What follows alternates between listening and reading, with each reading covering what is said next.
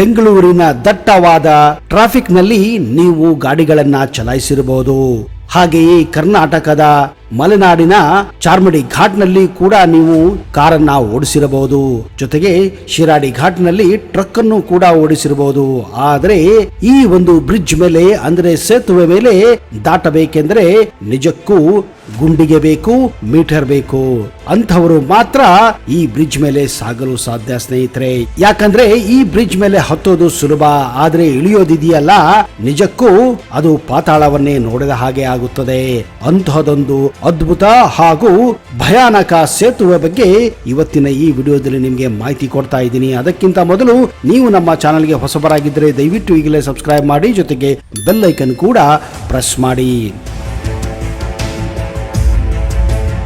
ನಮಸ್ಕಾರ ಸ್ನೇಹಿತರೆ, ನಿಮಗೆಲ್ಲ ಮತ್ತೊಮ್ಮೆ ಆತ್ಮೀಯ ಹಾಗೂ ಅದ್ದೂರಿ ಸ್ವಾಗತ. ಕೆಲವೊಂದು ಜಾಗದಲ್ಲಿ ಗಾಡಿಗಳನ್ನ ಓಡಿಸೋಕೆ ನಿಜಕ್ಕೂ ನಮ್ಮ ಗುಂಡಿಗೆ ಗಟ್ಟಿ ಇರಬೇಕು, ಜೊತೆಗೆ ಅಷ್ಟೇ ನಮ್ಮ ವ್ಯಕ್ತಿತ್ವ ಧೈರ್ಯ ಹಾಗೂ ಸಾಹಸದಿಂದ ತುಂಬಿರಬೇಕು. ಆಗ ಮಾತ್ರ ಇಂಥ ಜಾಗದಲ್ಲಿ ಗಾಡಿಗಳನ್ನು ನಾವು ಓಡಿಸಬಹುದು.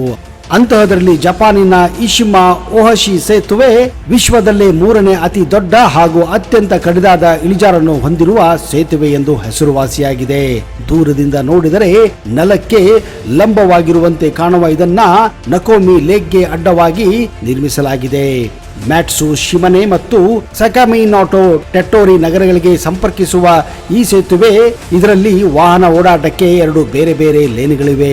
ಜಪಾನಿನ ಭಾಷೆಯಲ್ಲಿ ಓಹಶಿ ಅಂದರೆ ದೊಡ್ಡ ಸೇತುವೆ ಎಂದರ್ಥ. ಹಿಂದೆ ಇದೇ 2 ಪಟ್ಟಣಗಳನ್ನ ಸಂಪರ್ಕಿಸುತ್ತಿದ್ದ ಸೇತುವೆಗೆ ಹೋಲಿಸಿದರೆ ಇಶಿಮಾ ಓಹಶಿ ನಿಜವಾಗಿಯೂ ದೊಡ್ಡದಂತಹ ಸೇತುವೆಯಾಗಿದೆ. ಕಾಂಕ್ರೀಟ್ ನಿಂದ ನಿರ್ಮಿಸಲಾಗಿರುವ ಈ ಸೇತುವೆ ಅಂದಾಜು 1 ಮೈಲಿನಷ್ಟು ಉದ್ದ ಇದ್ದು 12 ಮೀಟರ್ ಅಗಲವಿದೆ. ಈ ಸೇತುವೆ ಅಡಿಯಲ್ಲಿ ಹಡಗುಗಳು ಸಲೀಸಾಗಿ ಓಡಾಡಲು ಅನುಕೂಲವಾಗುವಂತೆ ಈ ಸೇತುವೆಯನ್ನ ನಿರ್ಮಾಣ ಮಾಡಲಾಗಿದೆ. ಆದ್ದರಿಂದ ಇದು ಜಪಾನಿನ ಅತಿ ದೊಡ್ಡ ಕಮಾನಿನಾಕಾರದ ಕಾಂಕ್ರೀಟ್ ರಚನೆಯ ಸೇತುವೆ ಎಂದೇ ಖ್ಯಾತಿ ಪಡೆದಿದೆ. ಇಶಿಮಾ ಓಹಶಿ ಸೇತುವೆ ನಿರ್ಮಾಣವನ್ನ 1997ರಲ್ಲಿ ಪ್ರಾರಂಭಿಸಿದ್ದು 2004ರಲ್ಲಿ ಸಾರ್ವಜನಿಕರಿಗೆ ಇದನ್ನ ತೆರೆಯಲಾಯಿತು. ಇದೀಗ ಇದು ಪ್ರವಾಸಿಗರಿಗೆ ಕೂಡ ಮುಕ್ತ ತಾಣವಾಗಿದೆ. ಇದರ ಇಳಿಜಾರಿನಲ್ಲಿ ಗಾಡಿ ಓಡಿಸುವಾಗ ಒಂದು ರೀತಿ ಪಾತಾಳಕ್ಕೆ ಹೋದಂತಹ ಅನುಭವವಾಗುತ್ತದೆ. ಈ ಸೇತುವೆ ಮೇಲೆ 40 ಕಿಲೋಮೀಟರ್ಗಿಂತ ಹೆಚ್ಚಿನ ವೇಗದಲ್ಲಿ ವಾಹನಗಳನ್ನ ಚಲಿಸುವಂತಿಲ್ಲ. ಈ ವೇಗದ ಮಿತಿ ಬಹಳಷ್ಟು ಪ್ರವಾಸಿಗರ ಆಸೆಗೆ ತಣ್ಣೀರೆರಚುತ್ತದೆ ಅಂದ್ರೆ ನಿಜ. ಆದರೆ ವಿಚಿತ್ರ ಏನೆಂದರೆ ಈ ಸೇತುವೆ ಮೇಲೆ ಹತ್ತುವುದು ಆರಾಮವಾಗಿದೆ, ಆದರೆ ಇಳಿಯುವುದು ಮಾತ್ರ ನಿಜಕ್ಕೂ ಕಷ್ಟಕರ. ಇಶಿಮಾ ಓಹಶಿ ಸೇತುವೆ ಅಂಕಿಅಂಶಗಳ ವಿವರ ಈ ರೀತಿ ಇದೆ. ಈ ಸೇತುವೆ ಉದ್ದ 1446 ಮೀಟರ್. ನೀರಿನ ಮೇಲ್ಮೈಯಿಂದ ಇದರ ಎತ್ತರ 44.7 ಮೀಟರ್ ಇರುವುದರಿಂದ ಭಾರೀ ಗಾತ್ರದ ಹಡಗುಗಳು ಸಹ ಆರಾಮವಾಗಿ ಇದರ ಅಡಿ ಚಲಿಸಬಹುದು. ಮ್ಯಾಟ್ಸು ಶಮನೆ ಕಡೆಯಿಂದ 6.1 ಇಳಿಜಾರಿದ್ದು ಸಕಾಮಿನಿಟೋ ಕಡೆಯಿಂದ 5.1 ಇಳಿಜಾರು ಇದೆ. ದೂರದಿಂದ ನೋಡಿದರೆ ಈ ಬ್ರಿಡ್ಜ್ ನೇರ ಕೋನದಂತೆ ಕಾಣುತ್ತದೆ. ಮೇಲೆ ಹತ್ತುವಾಗ ವಾಹನಗಳು ಎಲ್ಲಿ ಹಿಂದಕ್ಕೆ ಬರುತ್ತವೆ ಎಂಬಂತೆ ಹಾಗೂ ಇಳಿಯುವಾಗ ವಾಹನಗಳು ಎಲ್ಲಿ ಜಾರಿ ಬೀಳುತ್ತವೆ ಅನ್ನೋ ಹಾಗೆ ಕಾಣುತ್ತದೆ. ನಿಜವಾಗಿಲ್ಲಿದ್ದು ಮನಸ್ಸಿಗೆ ಇರುವಂತೆ ಕಾಣುವವರಿಗೆ ಇದೊಂದು ಆಪ್ಟಿಕಲ್ ಇಲ್ಯೂಷನ್ ಆಗಿದೆ, ಅಂದರೆ ನೋಟದ ಭ್ರಮೆ ಅನ್ನುತ್ತಾರೆ.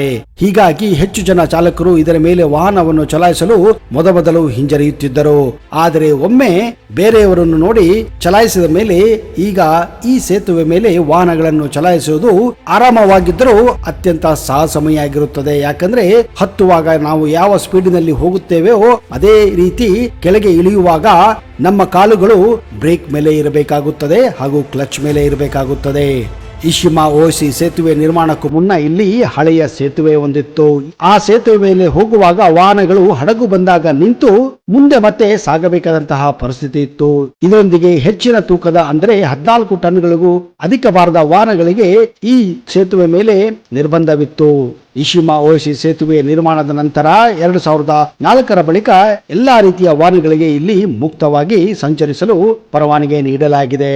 ಇದರ ಇಳಿಜಾರನ್ನು ಕಂಡ ಬಹಳಷ್ಟು ವಾಹನ ಚಾಲಕರು ಇದರ ಉಪಯೋಗವನ್ನು ಪಡೆಯಲು ಪ್ರಾರಂಭದಲ್ಲಿ ಹಿಂಜರಿಯುತ್ತಿದ್ದರು. ಕ್ರಮೇಣ ಎಲ್ಲಾ ಸ್ತರದ ವಾಹನಗಳಿಗೂ ನಿರಂತರವಾಗಿ ಚಲಾಯಿಸಲು ಪ್ರಾರಂಭಿಸಿದ ನಂತರ ಇದರ ಬಳಕೆ ಈಗ ಸಲೀಸಾಗಿದೆ.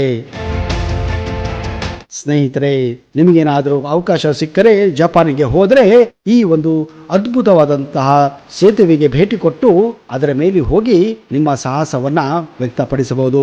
ಇಂತಹದೇ ಅಚ್ಚರಿಯ ಹಾಗೂ ಕುತೂಹಲ ಮಾಹಿತಿಯೊಂದಿಗೆ ಮುಂದಿನ ಸಂಚಿಕೆಯಲ್ಲಿ ಮತ್ತೆ ಸಿಗುತ್ತೇನೆ. ಅಲ್ಲಿಯವರೆಗೆ ಜೈ ಹಿಂದ್, ಜೈ ಕರ್ನಾಟಕ. ನಿಮಗೆಲ್ಲ ಒಳ್ಳೆಯದಾಗಲಿ.